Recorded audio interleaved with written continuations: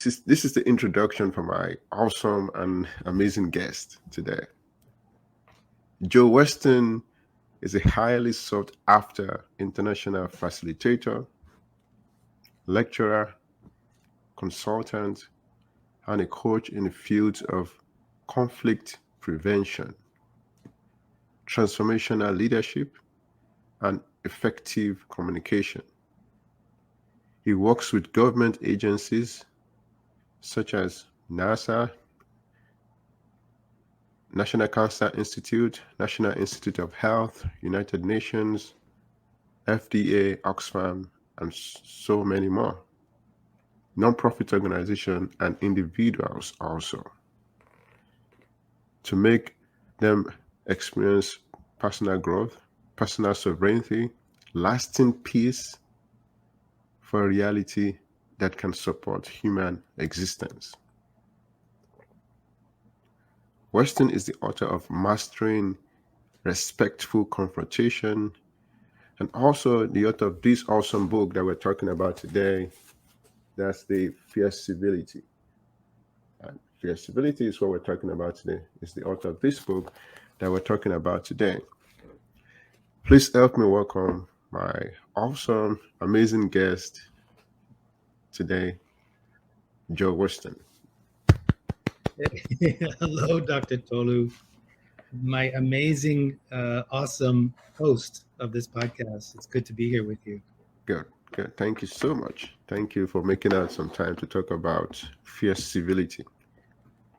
I'm going to start with a quote from Dr. Martin Luther King Jr., which says, "We must learn to live together as brothers or perish together as fools."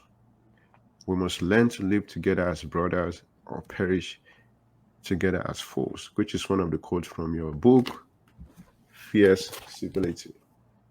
Yeah. So what do you think about that quote? What do I think about that quote? I say very wise words from a very wise human being. I also use a quote from Eleanor Roosevelt, what she said. In fact, I start chapter 1 of my book with this quote where she says in 1960, during the height of the Cuban Missile Crisis, when human beings suddenly realized, wow, we've created technology that could wipe out all life on this planet, which is, I think, a major moment in human development. She said, we have to face the fact that either all of us are going to die together or we are going to learn to live together. And if we are to live together, we have to talk. Wow. So I would say that it's another, that's not to diminish what Dr. King said, but that's another way of looking at it, that in the 60s, that this was of course unfolding. And here we are, how many years later? We're now more than 60 years later. And I don't believe we really listened to those words. And I think it really, there's so much you can say about what Dr. King says and what Eleanor Roosevelt says. But one of the things to realize is that we human beings are very naive in many ways. And we live in an illusion in many ways. And one of the illusions that we human beings live in is that we think we are separate, that we are attached and addicted to our labels, which they are convenient. We need them. We need them for basic survival. The brain is wired that way. From millions of years ago, if a human being saw a hungry tiger, it didn't have time to consider the deeper implications of that. It had to react, and that human being had to react and save themselves. So labels are necessary for our survival. Putting people into boxes, I guess you could say, on a very primitive and basic level is necessary for our development and survival. But it's still an illusion. It's an illusion that we are separate. And I think that why I refer to Eleanor Roosevelt and Dr. King from the 60s is that there seemed to have been something, maybe it was World War II, that woke human beings up to this idea that we can't just silo ourselves in our own little corners. The idea of isolationism is a 20th century, if not 19th century view of the world, that we are globally interdependent and interconnected. Wow. We Wow. have always been globally interconnected and interdependent. We have never not been globally interdependent and interconnected. We will always be globally interconnected and interdependent. That isn't the root cause of our problems. The root cause of our problems is not seeing the truth of that, and living in this sense of separation. Because what happens with that, and I'm not an expert on Dr. King and what he I have basic knowledge, is I think what he was referring to is that it's very convenient for people with privilege. It's very convenient for people who have only known peace in their country or in their region to look at the rest of the world and say, oh, poor them.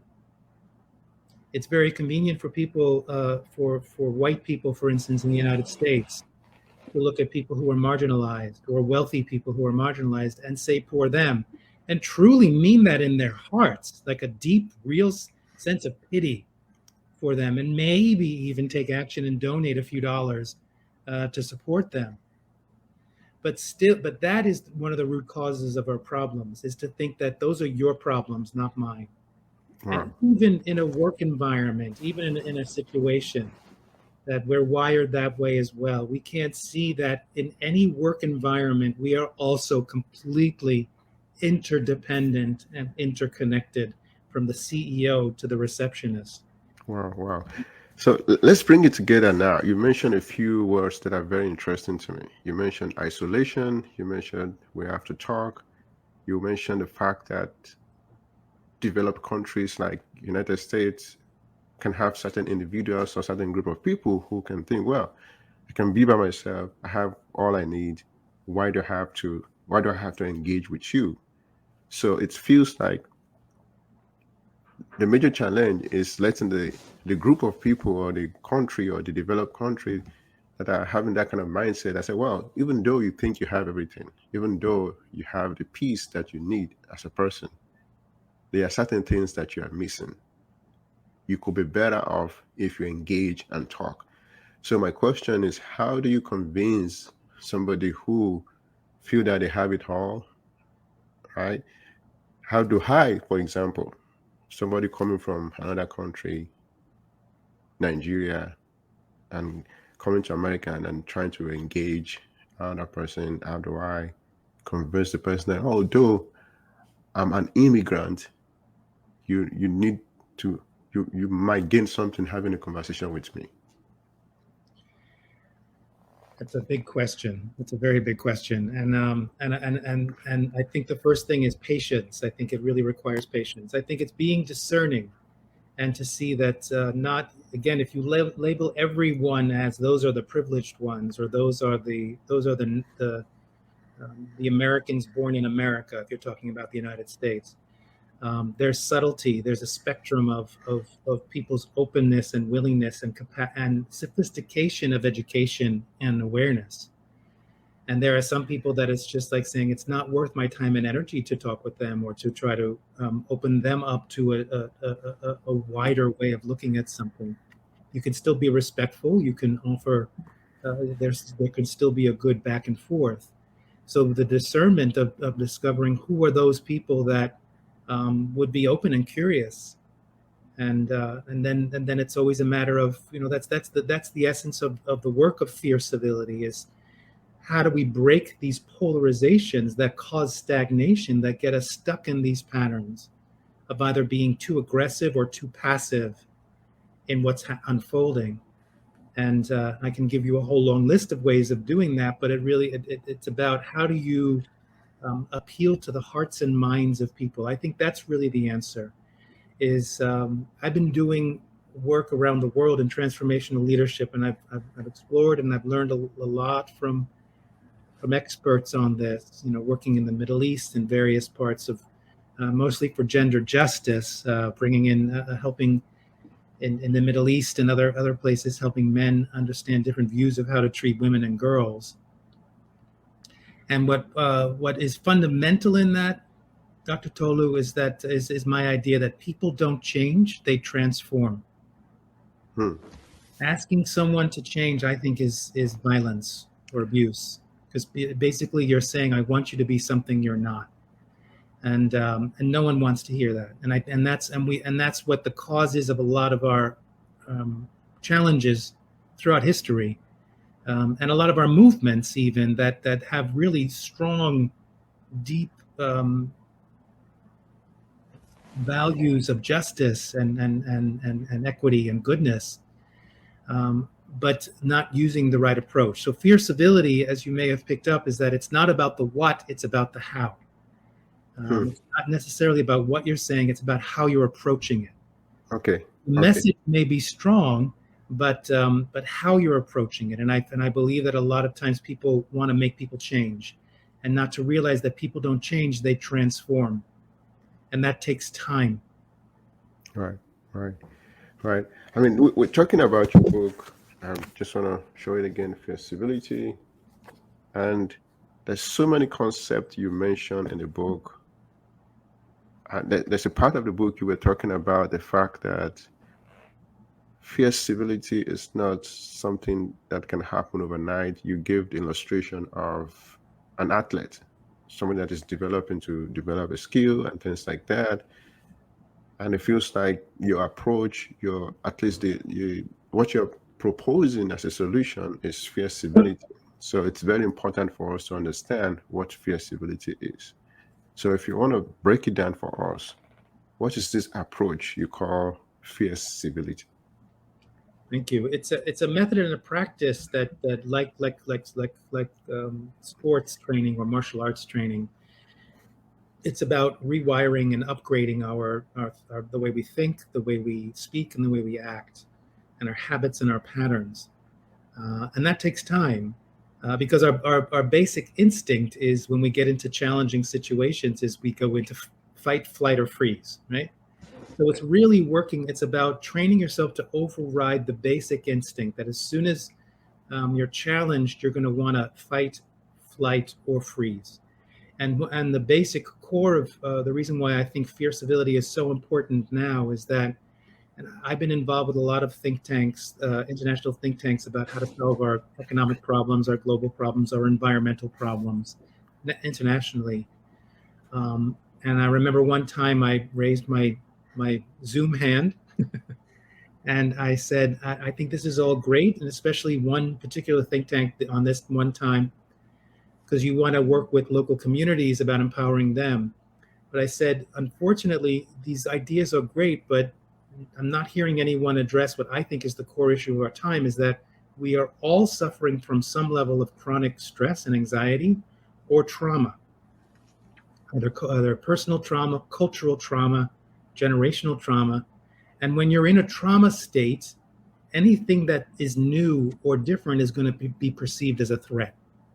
We can't help ourselves, maybe even a threat to our lives. So in a sense, we're all wired to feel that any idea of opening to something new is perceived as maybe a threat to our lives. So until we address that, we're not going to see global change for the better, I believe. I'm not saying I'm right. I'm just saying that needs to be introduced into the conversation. And fierce civility offers a way to do that. It offers a way to work with your own reactivity, to first look at your own internal polarizations, your own fight, flight, freeze response when you're dealing with someone who's different, who's perceived as different or has different views. And how do you help someone else if you want to persuade them to shift their own viewpoints, habits, and patterns without getting into a polarizing fight?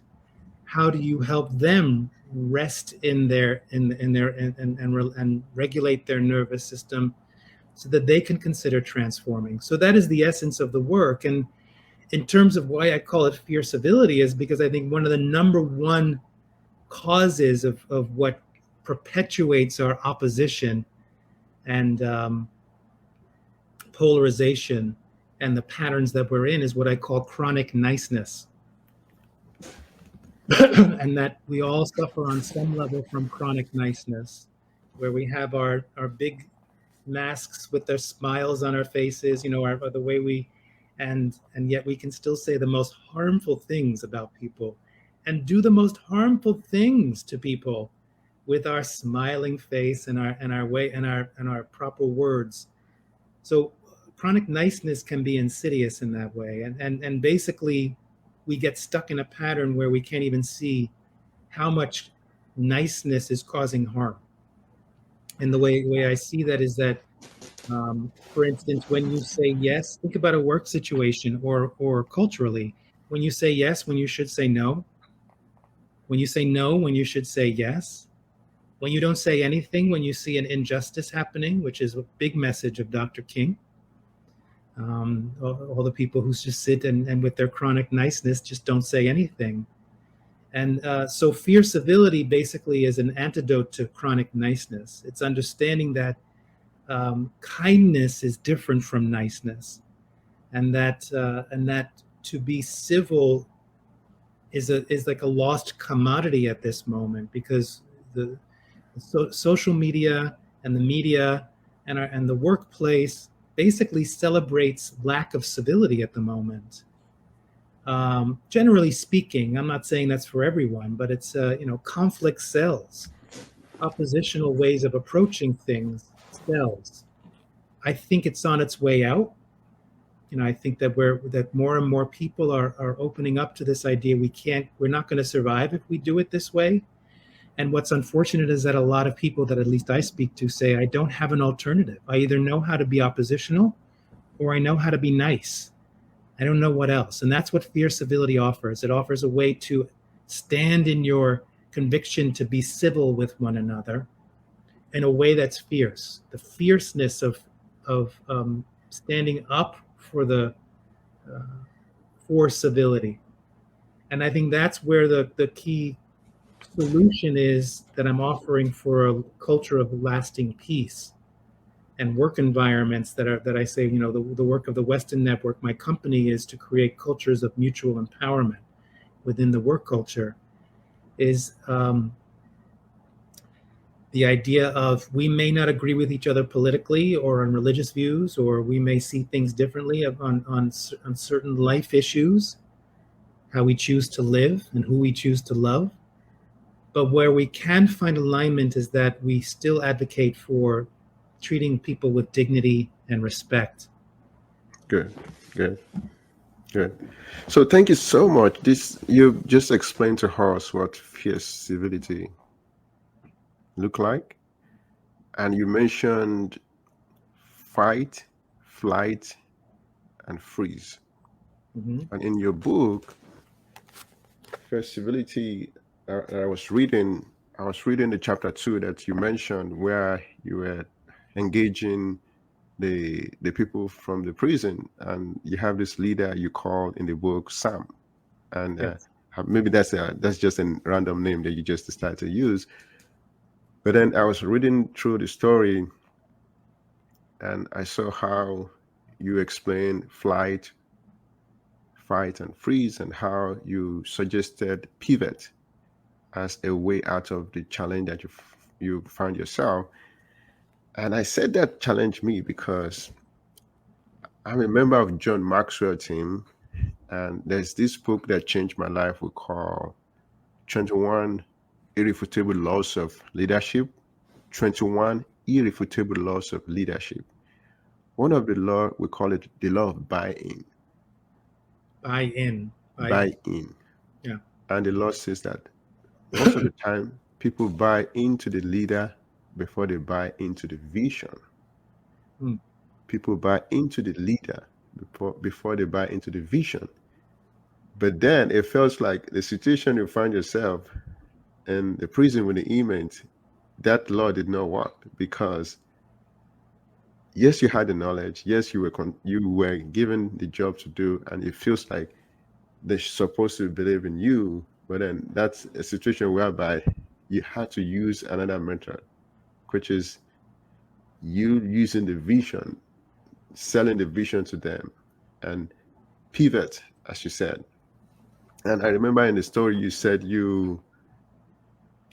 the leader of the group was trying to make you sit down somewhere, but you didn't want to sit down there.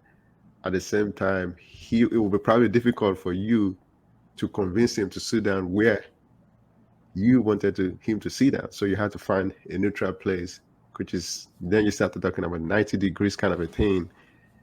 Very interesting. So can you give us what are the emotions that you feel, and what are the things that you thought could go wrong, and what were the calculations you were having in your head, and things like that?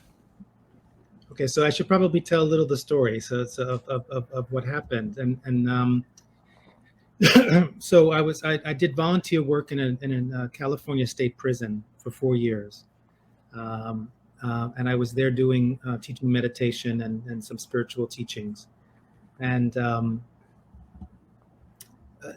there were 2 units. There was the lower unit where I would just teach meditation, but there was a higher security unit where these were people who were there for life, lifers, where there was a group that was already, I mean, it was Buddhist practice. It was basically basic Buddhist practice. There was a group that was already meeting on a regular basis to study Buddhist teachings amongst themselves. So I came in for the first time. They were going to get someone to come in and work with them, and he wasn't officially the leader of the group. He claimed leadership. He claimed that he knew a lot about Buddhism, and basically set up a really good deal for himself with this group. And I'm sure, and I know that they did a lot of great work learning, authentically learning.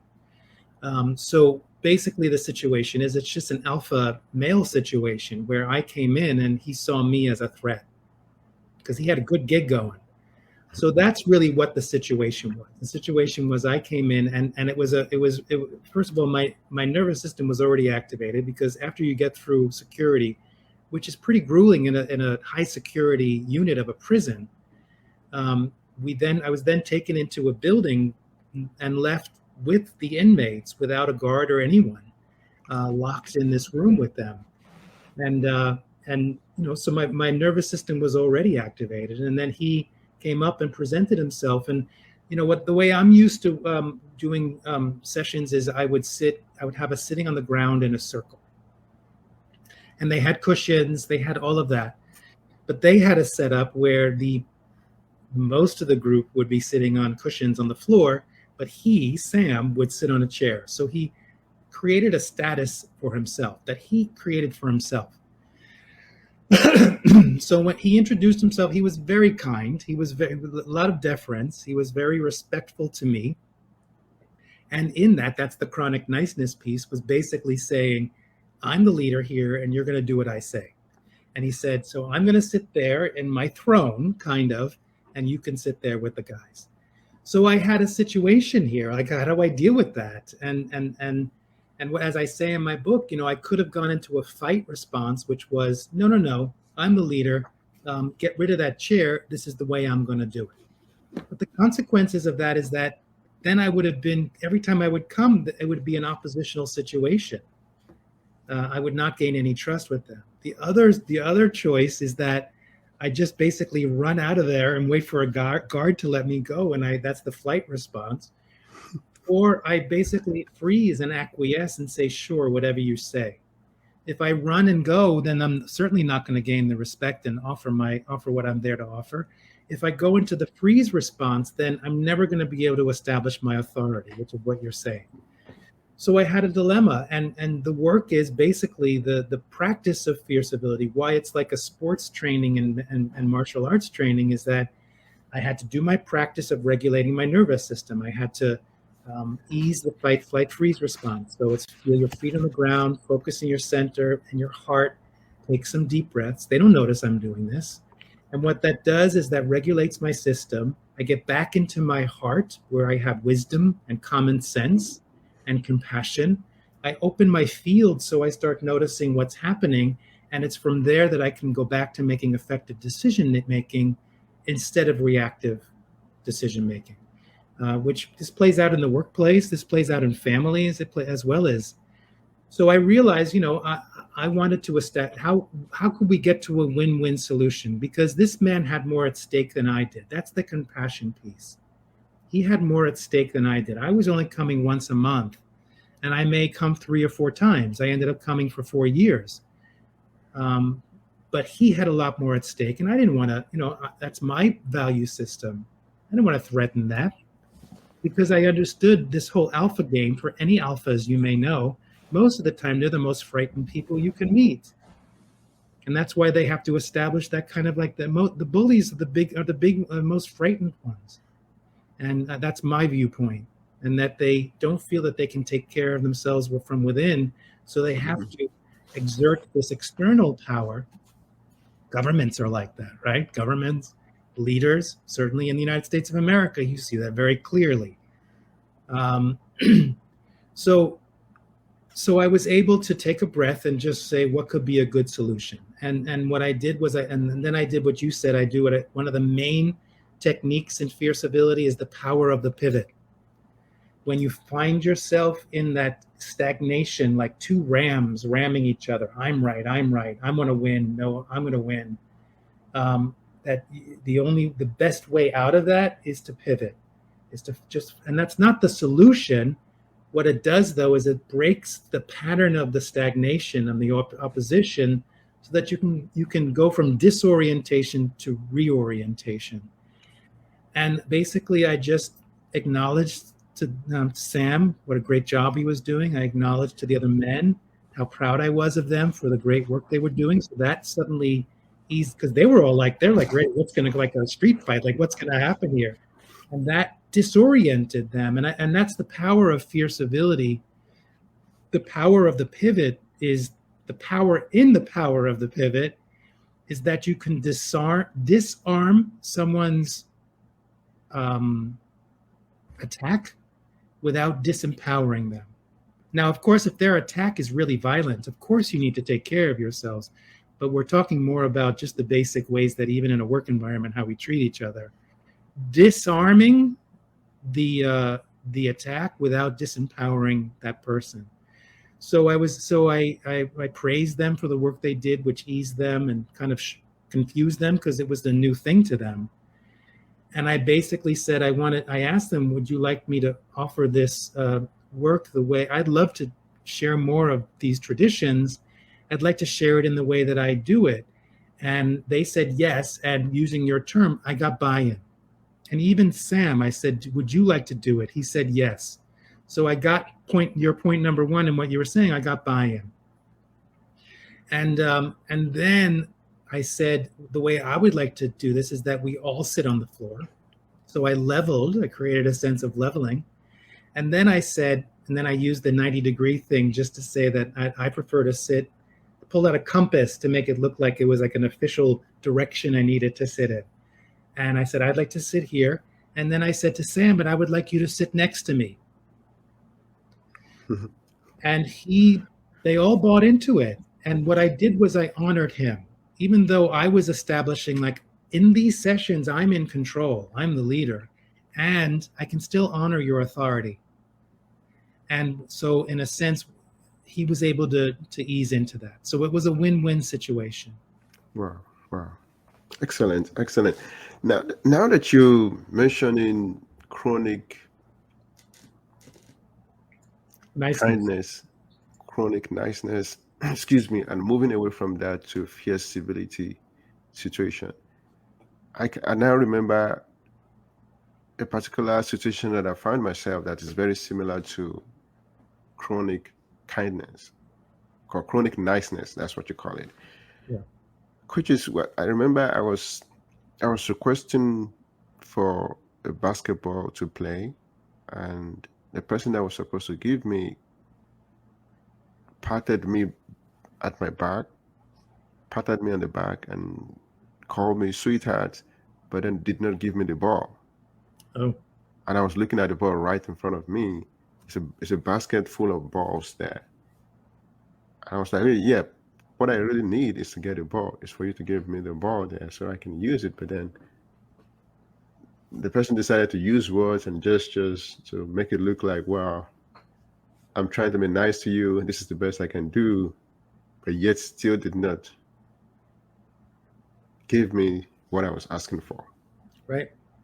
Yeah, so that's now I started thinking, Yeah. I started thinking how many of those I probably have experienced. In case somebody's listening and they probably still don't understand, because it's difficult to kind of know the difference between genuine kindness and chronic niceness that you're talking about. Because you want somebody to be nice to you, you want people to say the nice thing to you, but then if they're doing all that just to cover up something, then what's the point?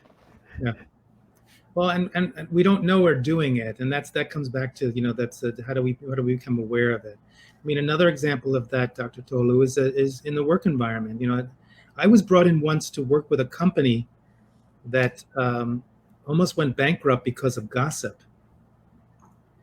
Right. So what you see happening, and like, you can be in a meeting and everyone's sitting there like, yeah, that's great. That's wonderful. And then as soon as you all leave the room, this one's gossiping with this one and this one. And in the meeting, someone made promises. Yes, I think that's a great idea. And I'll get that for you. And they never get it for you.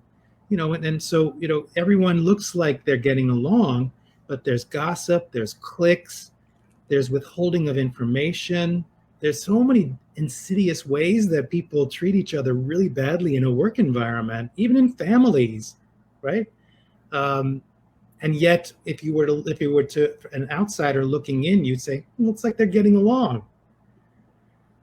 And that's the basic of the first body of work I did, the first book, Mastering Respectful Confrontation. And this is dealing with that. If we're not, how are we going to expect that we're going to have world peace, lasting world peace, if we still treat each other in horrific ways at work and in our families? What makes us think that that's going to be any different? That's very true. At one of my jobs, somebody approached me and said, "Oh, I had somebody say something bad about you." And I was like, "Oh, what is the thing?" The person cannot say. Yeah. I was like, "What are you talking about?" So, and I've actually run into people saying something bad about me, and some of them have apologized while I run into them saying things that probably don't make any sense, things that they think is true, but obviously it's not true. It's just what people have, or it's what they have observed, or what they think the situation is. That's it, what they think the situation is. Yeah. And so, Dr. Tolu, I have a question for you. You said that the story with Sam challenged you. I'm not hearing a challenge. I'm here. It seems like that what you're saying is in alignment with what. So, what was the part of it that challenged you? So this is the part that challenged me. The law that I just told you says buy-in, law of buy-in. It says that the leader, the followers buy into the leader before they buy into the vision. Right. That means that you have to find a way to let your followers believe in who you are, your values, before you try to say, "Oh, this is where we're going." Right. I see that. I see. So, yeah, and I think that's very powerful. And I would say that's when I do leadership development and work with leaders. In the situation with Sam and in the prison, it was my first time there. So they can only buy into me as a leader if they see my actions. Right. Right. So that and that's what, and I say at the end of that story in the book, that exchange, what we accomplished in that exchange could have taken, usually takes months in terms of building safety and trust. In terms of leadership, you're only, I believe someone is going to buy in based on the leader if they feel from the leader that there's some level of safety and trust. Yes, that's true. And then they'll trust the vision. Yes, but then you did not have that time to communicate that. That's the exception there. You didn't have that time for them to get to know you and know your values. You were just there to do the job, and the best way to come in is to say, "Oh, this is what we're trying to do. This is really good. This is what you guys have been doing. This is what you guys love to do." Yeah. So it feels like you have to go through the back door. Yeah. Than going through the normal door. That's or the pivot. Or the pivot. Yeah. Right. Yeah. So the work I do is based on martial arts. So it's mostly Tai Chi. And I've been doing that now for like 35 years, I think. And the basis of that is understanding that you have to have an equal balance of strength and flexibility, right? And I have a whole system, the 4 pillars of resilient power, that I do with individuals, I do it with organizations. In fact, we have on the website, the joeweston.com, we have a free assessment. If you'd like to do an assessment of understanding what your relationship is with your authentic power, the 4 pillars of resilient power, which starts with grounding, right? The basis of all of my work is, first, you've got to be grounded, which means you're regulated, you're stable. Then focus. Then you have to really be clear, not be reactive. And with grounding and focus, then move into a certain level of strength, but that must always be offset and calibrated with flexibility. And understanding that I think we're only going to be our best selves and create a culture of lasting peace if we understand the power of flexibility. And so in essence, and that's the martial arts, right? Tai Chi, you're trained to be grounded and focused, to be strong, but also to learn to take the force of another and actually use that force and shift it into something else, and hopefully into in a relationship, into deepening that relationship. And that's what the pivot is. Pivot. Wow, excellent. So you also said something in the book that has to do with fierce civility and the fact that it's something that most people are now embracing because it's working and things like that. And I think you mentioned briefly there's some evidence that it worked. And I want to ask, is there any scientific evidence, or is there anything that shows that, well, this is something that is actually, because it feels like it's something that everybody should be interested in doing. But then how do we, for example, how do we sell it to the scientific world, to my fellow scientists who only believe in what they see, right? How do we sell it to them? That's a good question. By experiencing it, I think that's because it's an experience, right? So the fierce civility is understanding that you have to bring the body and the heart into everything you're doing. And there are organizations now. There's the Heart Math Institute that has been for decades been measuring the electromagnetic field of the heart, and understanding that as an and that's basically, you can either as an electromagnetic field, right? So one electromagnetic field is going to affect another electromagnetic field. Would you say that's true? Yes. So if our hearts, if we as beings, but certainly our hearts, emit an electromagnetic field, if our heart frequency is of love and compassion and gratitude and empathy, that's going to another person's heart and their electromagnetic field is going to feel that. If our electromagnetic field is more in an oppositional state, then they're going to feel that. So that's one scientific. I mean, it's not. Many people might dispute that's the science of it. Another thing is just all of the science that's been going on now in neuroscience, and understanding how one nervous system will regulate to another person's nervous system. This is all now scientifically proven, how the nervous system plays into how we're engaging with each other in our development, in creating communities of either peace or war. So there's proof there. I mean, I wouldn't say scientific evidence, but we do assessments before and after when we work with organizations and with individuals to see, and we see improvement. And I would say that the question for scientists is to say, what are your priorities? Having worked with a lot of engineers and a lot of doctors and who are very proud of all the letters at the end of their names, and the papers that they're putting out, as they should be. That's fine. And if you're working in a large organization, you have to learn how to work with people. Mm-hmm. I mean, you don't have to, but I would say that if you want to work effectively and if you want to work more quickly and save money, you have to also learn skills about how to work with one another. And I find that after even a one-day training with scientists and the like, and engineers, that they have an embodied experience of, okay, now I get it. I don't have to lose myself. I don't have to sacrifice anything. I can still be myself, and I can still find a way to engage with people that is more collaborative, that creates more buy-in, as opposed to competitive and oppositional. Wow, wow, excellent, excellent. So I know we referred to the timeline a little bit before, and you let us know that it's going to take time before we start seeing the result from fierce civility, because you can liken it to developing a skill. And with your experience and the feedback, how long typically does it take before an organization or an individual starts seeing the results? Is it typically 5 years, or how long does it take? So it depends on what, you say, how long does it take? You didn't quantify what that is, what the it is. It takes, but I can give you, but I would say there's direct change. For instance, I did a 3-hour training with top consultants big, one of the top international consulting organizations.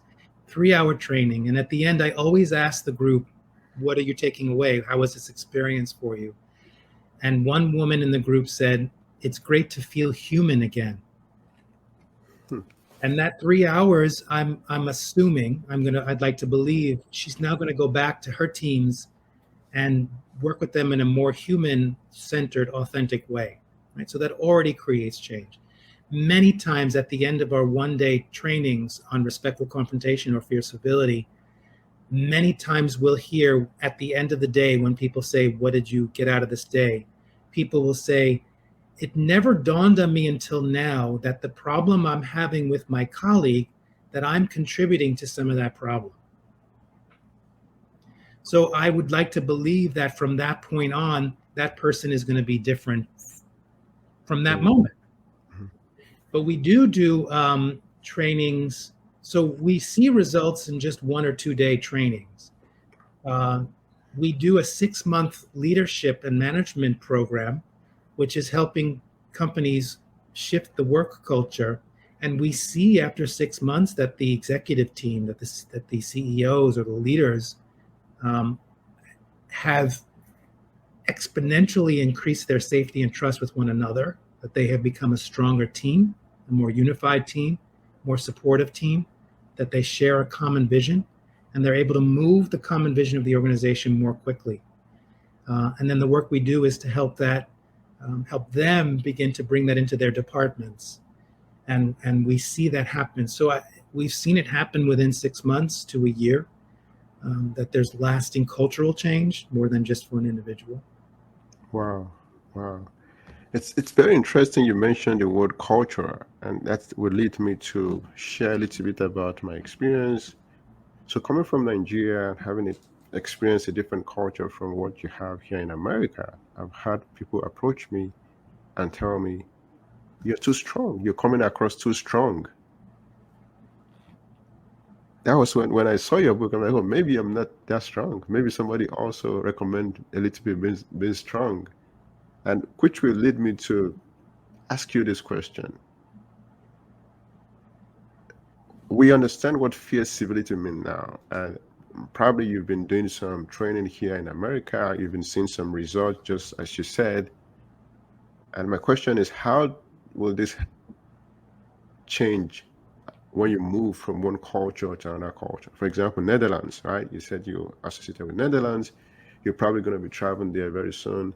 And if you work with people from other countries, for example, Nigeria, myself, or another person, are there modification to this, or is expected to work the same way across the culture?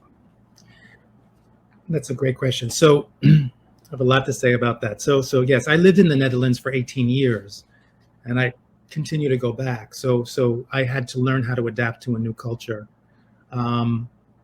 I would say the most challenging time. I also lived in California for 7 years, and that was the most challenging because Californians, nothing against Californians, oh, Joe, you're so aggressive. Growing up in New York City, and the Dutch are, they have no problem saying whatever's on their mind, right? So they're right. So and you have to get used to it.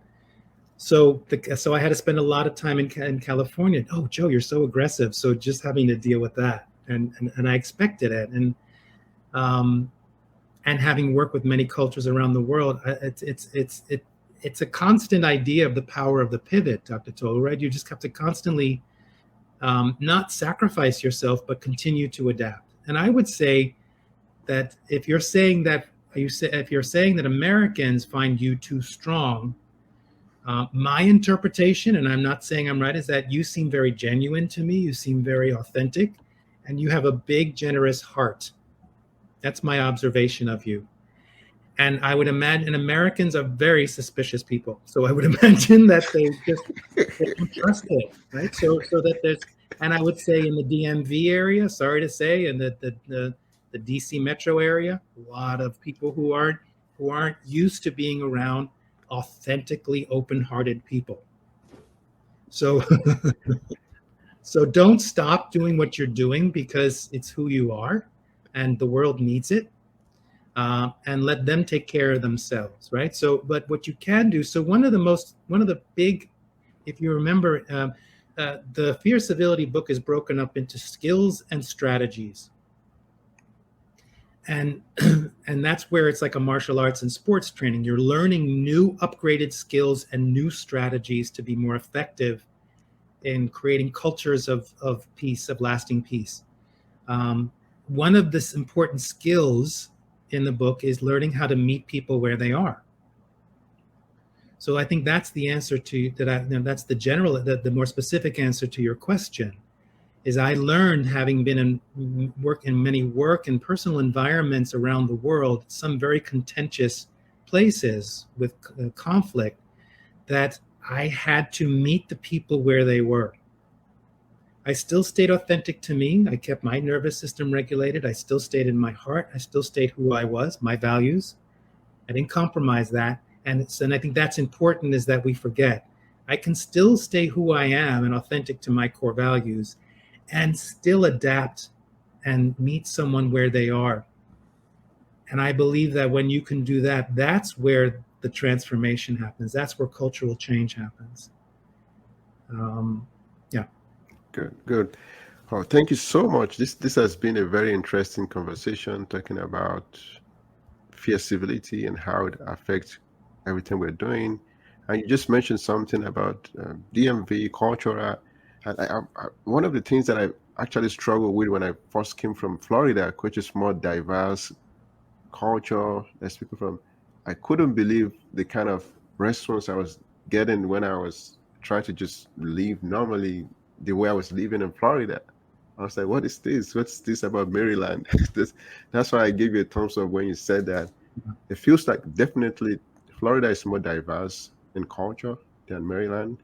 And it feels like over there, people are more open to new ideas and new culture and things like that versus very small kind of a thing. So that's something that I'm just, it's also interesting to know that I just mentioned the fact that the culture could change from one country to another country.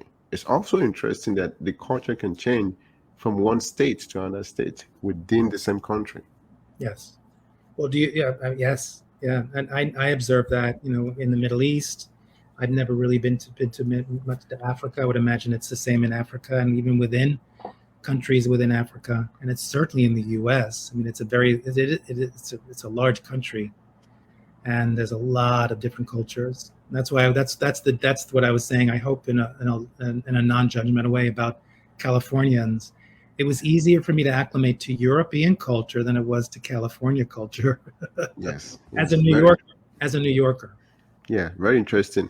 So now that we're still talking a lot about pivots, and it feels like it's something that keep coming up, that you have to learn how to pivot as much as possible.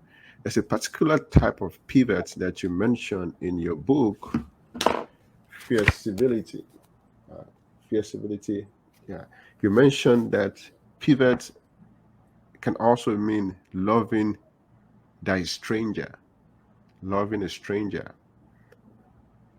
How do you preach that? Because I'll tell you, one of the things that I've observed also culturally when I first came into America from Nigeria, when I greet people in America, the response that I usually got when I first came is a grin.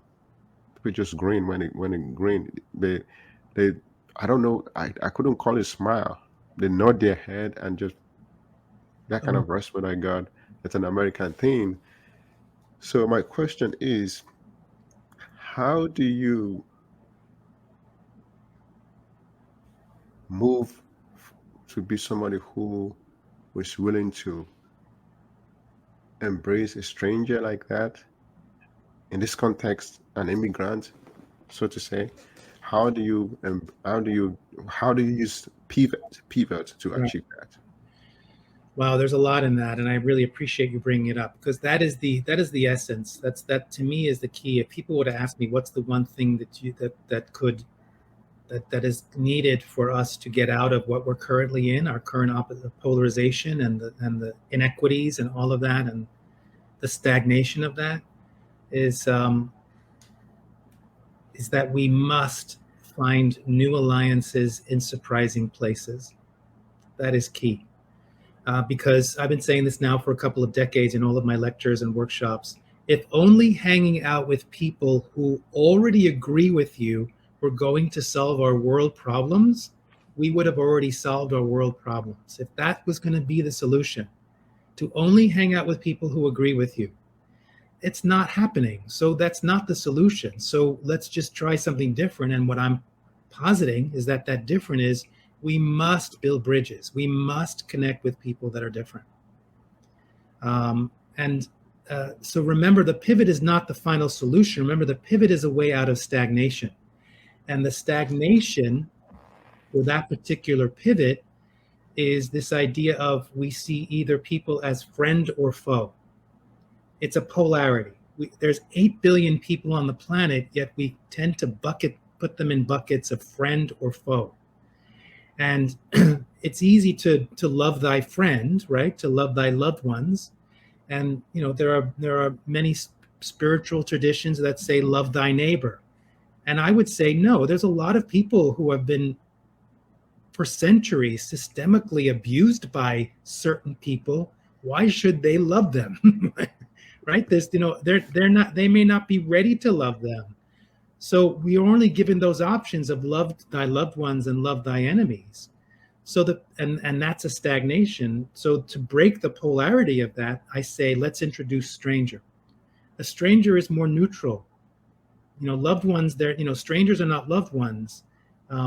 Enemies can be strangers, but they're not enemies. They're just strangers. So the bridge is smaller. There's less of a charge around engaging with strangers. And here's the thing, if you were to do a tally of all the people that you would consider loved ones and enemies, and then add that up, and then compare that with people that you would consider strangers, I'm going to assume that your stranger list is over 7 billion, right? And that your loved one and enemies may be 1,000, right? I mean, it could be more. I don't know who you are and who you hang out with. So it gives this idea of you could never say that there's no one new to meet if there's over 7 billion people, strangers that you can engage with. And the idea is very simple. It's simply just when you pass someone on the street, acknowledge them. If it feels safe. All of this is about if you feel safe. If you don't feel safe, don't do it. But as you know, I'm shocked by that, Dr. Tolu. I have that here in DC. What shocks me is that I go into the elevator and there are people who I know me in the building that just will ignore me. Or I'll be standing opening the door of my apartment and my neighbor, we share a wall, will walk past me and not say anything. And my thought is if my neighbor can't even acknowledge me as a human being in that moment, what makes us think we're going to come up with world peace? So that's the idea of love thy stranger is just basically the very simple things we can do when you're on public transportation or out. Take out your earbuds, put down your phone, look around, take a deep breath, enjoy the day, listen to the sounds, open your senses, and you don't know, you can't even imagine what can be presented to you, the many gifts and miracles that can unfold if you're just open and aware to it. Wow, wow, wow, wow. Interesting. So you said something that is very important now. Most people that are in the world fall into the category of strangers. And if you want to have this conversation that you're talking about, you need to engage them because they are not your enemies and they're not your friends or family. So to open our minds, we have to be comfortable to engage a stranger. I think that's very clear. But in some other situations, you have some family and friends that you know for sure you're going to have to talk to them, whether you like it or not. And they actually have a point of view that is very different from yours. And how do you engage such people without cutting the family ties, so to say? Yeah. That's a sensitive question, and I think without specifics, I just have to give a general answer. The bottom line always is if you're safe. You want to make sure that in any situation you're safe. So, if there are family members that you don't feel safe around, then you cut the ties. I mean, that's the fierceness and the fierce civility, right? Is that and to understand you're not going to influence everyone. And I think that's the importance of this idea of love thy stranger, is that someone can have very different political views from you. But when you get to know them and engage with them, you'll see that they, again, where they may find common ground is civility, treating people with dignity and respect. So you've suddenly made a new alliance. So with a family member, I think it's just about making sure you're safe and setting clear boundaries. I have a blog post that I've been putting out for years now around Thanksgiving in America, like how to deal with your family at the holidays. And one of the things is to just set very clear boundaries. It's to say, if I'm going to if you want to spend time with me during this holiday time or whatever, my boundary is we don't talk about politics. As soon as someone speaks politics, I'm out of the room. And if it continues, I'm packing my bags and I'm leaving. Just set the boundary. And then also to appeal to the heart. When you're appealing to the heart, because oftentimes I think especially in the United States, what's happening now is that it's only in the last 5 or 10 years that family members are frightened to be with one another because it's become so extreme. And I would say that some people are now caught up in cults, the internet and social media cults. And I'm using that word not as a judgment. I'm using it as an assessment that, there's a definition when people blindly believe a leader or a movement and their beliefs are not based on fact or reality. That's a cult. And you can still love them. And so I oftentimes get this question where I say, what if you're with someone who is really like that, very adamant? Is to remind them of times years ago when you had fun with one another, when you really could feel love, joy for one another. And to actually say, I miss those times. I miss those times when we can laugh for hours, when we can up and dance, right? So that's appealing to their hearts. That's a pivot. Yeah, very interesting. I like what you said about politics during Thanksgiving, family gathering, and things like that, and how you feel about that. I wonder if you feel about that with religion also. Because from your book, I think, yes, there's a part of which you were talking about the fact that it feels like people from different religion, they're passing out the same message. The Muslim, the Christians, and I think there's a quote from each of the religion that's pointing to a particular direction. So my question is, do you feel about religion in that way? Do you feel it's caused conflicts also, or it's a bit different from politics? We need another 2 hours to discuss that one. So let's not get into it then. No, but there's a lot to say about that. But yes, I mean, that's again, anything that implies that we are separate is the cause of the problem, right? So whether it's how you frame yourself politically, religiously, or how you frame others. And yes, religion is a big part of it. there's nothing wrong with spiritual traditions. And the basis of every religion is something very beautiful, and I believe there's commonality, and that's what I bring in the book. That in every religion, what people will say the number one most important thing is, to quote, is love thy neighbor, or treat others as you would treat yourself. And many religions, particularly now, and particularly in the United States, have forgotten that. They've gone off track. And again, if you're in situations where, I don't know how much more time we have, but I remember I was on a podcast with a friend of mine who was an evangelical pastor, and he was questioning the evangelical church, and he wanted to know, in terms of my practices, how do you deal with that? And he said, so what if you do with someone who comes up to you and says, based on their Christian beliefs, that you're going to go to hell? Oh, wow. My first response is, thank you so much. You don't even know me, and yet you're still really concerned about my well-being, that you're worried that I'm going to hell. So thank you very much for caring about me. Wow. That's Excellent. That's a Excellent. pivot, right?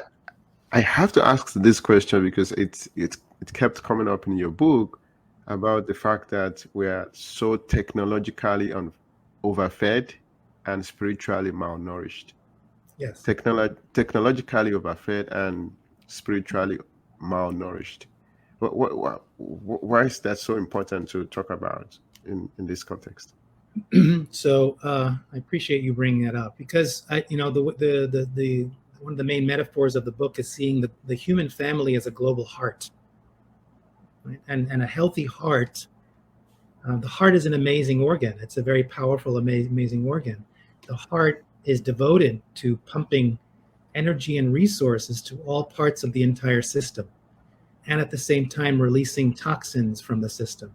And that's the way how our world system should be. If our world system was healthy, every part of the human family would get equal opportunity for resources, and all of the negativity and things that are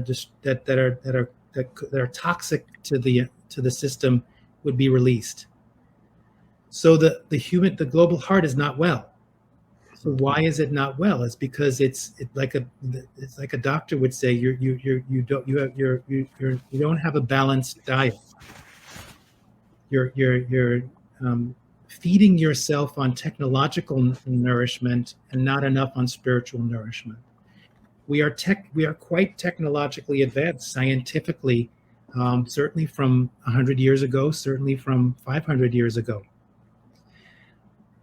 And we basically forgot that we can also feed ourselves spiritually.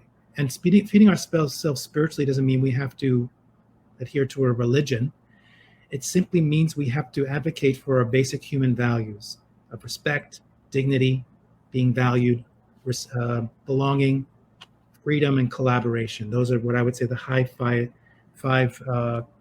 human common principles. And you see that in the way, how are we technologically overfed and spiritually malnourished? Well, look what's happening to the environment. Look at all the time and energy and money that went into nuclear development, creating nuclear bombs, right? So an amazing technological advance that has been focused mostly on creating bombs. The fact that in the United States, corporations have equal or maybe more power than human beings, to name many, that we are allowing people to starve in various continents around the world, even in the United States. That's an example. Those are examples of technologically overfed and spiritually malnourished, because we have all the technology to feed every human being, et cetera, but because we're not adding the spiritual nourishment of respect and dignity and compassion and love and wisdom, we're seeing what's happening on the global heart is not well. Good. This should be my last question for today. Okay. In your book, Fierce Civility, one of the things that challenged me is the concept about or your advice about always find a mutually beneficial situation. Always find a mutually beneficial situation. I've heard other people also say that, well, that sounds like compromise. And when you say compromise, it's the fact that nobody's getting what they want. Right? If you say if A says I want this and B says I want that, and you guys are saying, oh, this is what we're gonna do. That means that A is not getting what they want and B is not getting what they want. And that's against finding a mutually beneficial situation. Yeah. So what's your take on that? My take on that is that I'm going to quote the Rolling Stones. I promise I won't sing it. You can't always get what you want, but if you try sometime, you might just find you get what you need. Hmm. So in all of my work for decades now with respectful confrontation and fierce civility is understanding that if you're focusing on I want, you're going to get to conflict. If you focus on I need, you're going to get to new solutions. So I would say, I wouldn't say that I am positing that always go for mutually beneficial outcomes. I say always try your best to get to mutually beneficial outcomes. Okay. The intention should be that. It doesn't mean you're going to get it, because there are just some situations where that's not going to happen. But the answer to that is that why it's not compromise is if an important part of fierce ability is understanding that if you want to find new solutions, if you want to get to healing and reconciliation, if you want to get new alliances and new solutions, you have to let something go. Wow. But letting something go is just letting go oftentimes of expectations of what you want and realizing that the power of the work is to get to a point where I can express my needs and you can express your needs. And then we put those needs on the table, and it may take a week, it may take an hour, it may take years to come up with a solution where we both feel that our needs are met. That's the win-win. Good. Wow. Thank you so much. If you're just joining, we've been talking about my guest book, Fierce Civility. If you've not gotten it, you can get it on Amazon. I recommend it. It's a good read. And we're going to be wrapping up on our discussion on fierce civility today with our amazing guest, Joe Weston. Do you have final words for our guests today? And how can they reach you in case they want to reach out to you? Thank you. I'll start with that. So my name is Joe Weston. You can find out more about me and my work on my website, www.joeweston.com. That's joeweston.com. And take a look at my 2 books. And I always say, if you have questions or are curious, just get in touch, because it's all about dialogue. It's all about engaging. And I would say that the final thing I would say is that a couple of things. One of the pivots in the book is to realize that the world system is doing very well to keep us dysregulated, to keep us separate and isolated. The pandemic didn't help with that. We're more isolated and dysregulated and had more anxiety than we did before. And that the media is doing a good job of creating a story about how things are. The media only profits and survives if there's conflict. And I would say, please take a look and see. So one of the things to consider is for you to ask, who is telling your story? And to think about how much of your story, of what you believe to be true about reality and yourself and the current situation, may not be your story. It may be a story that you've taken on because your parents told you that, your government, your religious institutions, your peers, your teachers, and to create your own story, and to make yourself the heroic central figure of that story. And please be a heroic figure of a catalyst for fierce hope, for hope. And that the most hopeful thing you can do, the most revolutionary thing you can do now, because the system maintains itself by keeping us separate and dysregulated, is to find practices of self-care to nurture yourself physically, emotionally, mentally, and spiritually, so that you become vital and strong and you're no longer confused, you're more centered, so you can truly see what's happening, come back to common sense, and make every effort to reach out and strengthen and deepen your relationships and create new alliances. That's the most revolutionary thing you can do right now. Good, good, good. Thank you so much. Really exciting conversation. I've learned a lot. I had to reflect and remember so many things. I hope our viewers also have the same experience. Thank you, Joe Weston, for taking out time in your busy schedule to be here. I really appreciate you. Thank you so much. Say, And can I say, just want to say, Dr. Tola, I want to say thank you. Thank you for taking the time to read my book and so thoughtfully thinking about it and coming with such powerful questions. I have a lot of gratitude for you and who you are and doing this podcast and what you're holding.